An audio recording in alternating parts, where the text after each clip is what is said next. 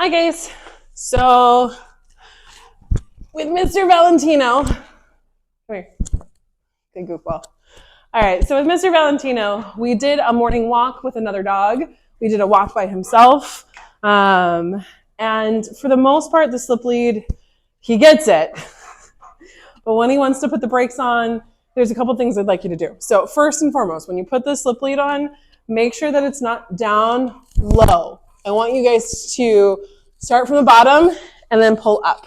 So like I adjust it down here and then I make sure it goes up behind his head. He has a lot of beautiful ear fluff, so just help make sure that that's not tangled. Good boy, Valentino. And then the notch, you want to make sure that it goes all the way down here. I can still stick 2 fingers in here. It's going to slide a little bit. That's normal, but we don't want it all the way down on his neck. Now, I think you guys have a 6-foot slip lead, which is totally fine. But for right now, this lovely little sir has not earned his privilege to get the full six feet. He only gets the 6 feet when it's time to go potty. So you're between this tree and this tree. You're going to let him, okay, go potty, do your business. He's going to go pee. He does he sniffs, he poops, whatever. After a few minutes, if it's time to start walking, you're going to anchor your hand with one hand, slide your hand down, and then his body has to be in line with yours. And then let's go. Good boy. Now, if he pulls on you, you're just going to give him some slight tension and release. I'm walking a little bit closer to camera, see if I can get this for you. So when you give him a tension and release, it is like a little baby like tap. Now, sometimes you do have to use your muscles in there, but I don't want you lawnmowering him, okay? It is truly just a, hey, focus. Good boy. Dogs learn by the release of tension, then tension in and of itself. Come on, Valentino. Good boy. Just good boy. Now, one thing that is going to be extra credit for you guys is attach them to you. So whether it's a belt leash, whether it's a carabiner, do you want that? I don't think he likes that treat. Oh, maybe we do. We had to think about it. But the idea is that you're going to attach them to you, and I want you to clean the house. I want you to do the dishes. I want you to where you're walking around, and he has no choice but to follow you. So when you're, and I'll use this chair as an example. So if I'm going to move around, he has to pay attention to me versus me paying attention to him. So anytime that he walks behind me, it becomes a game. Good boy. And you can also make this extra credit by adding treats or his breakfast. Valentino. Yes. Good boy. So the idea is that this part right here, your hip, it's like a Pez dispenser. It's the best thing ever. Food and treats come from your hip. Or, hey, there's a treat pouch. This is the best spot to be in because I'm paying attention. When we're ahead of us and pulling, we don't get anything. We actually go further away from the thing we want. So this is where you can make it. Where are we going? Good boy. And is he going to be respectful to your body? Is he going to be respectful for your knees? We don't want any more knee surgeries. So this is where you can practice that body positioning in a safe manner. Good. Yes, good boy. The other thing I'd like you guys to practice is name game.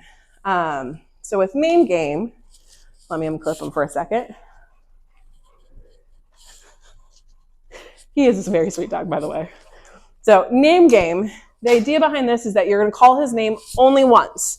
We're going to make some kissing noises, some goofy noises to help lure him into you. But the moment he doesn't do it, we're going to disrupt it, mark it with a negative marker, and reset. There is no emotional charge with this. If you're finding yourself getting frustrated, go do something else instead. So the idea is he's distracted right now. So Valentino. Yes. Good boy. And I walk away. He got paid for coming to me. Valentino. Sitting and looking at you, the human, is what the default command is what the default expectation is. Valentino.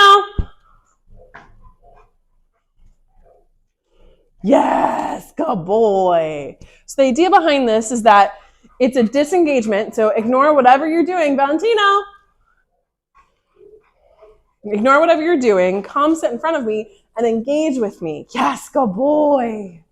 Now, be mindful of what distractions are around you. So if it's another dog, if it's a cake on the counter, are you going to be of equal value or more value than what the thing he is? So this is what we're going to practice disengagement with. Valentino. So he's checking out a toy. Yes. So nope. We're going to mark it. Reset. Valentino. Yes. We're going to give him a chance to try again. It's okay if he fails. Honestly, we want to have some failures happen because it means that he's learning. But when we fail, it's about all redirecting into what we want him to do. And if you hit 2 or 3 fails and he's just struggling, then make it the easiest way possible where you're standing right in front of him and you can call him and lure him into that sit and look. Make sense? So one thing I'd like you guys to do is when you're playing with him, you can totally play tug, you can be crazy, you can have whatever the expectation is. But intermixed in that, after you've got him nice and riled up, you're going to hold off the toy, ask him for a sit. Yes, good boy! And the moment that he sits, he gets to have the toy. And then you can go play and be crazy. A disco boy, he can do his victory lap around you, parading the toy that he has. You can play tug. Come on, get it. Get it. Go, go, go. Come on, get it. Where's the... So if he's just standing there awkwardly, there we go. So it doesn't have to be every time. It doesn't have to be consistent, but occasionally, once you get him really riled up, Valentino, yes. He's supposed to sit and check in with you, and then he gets the toy. Jessica boy. Now, if he dropped the toy, we could throw it a couple more times, and then like the 4th or 5th time, we can call his name. We can don't get out of the treat pouch. We can give him treats. We can do all the things. But when you're playing 2 or 3 times in the process, make him sit for it. Same thing with like a ball. Sit. Valentino.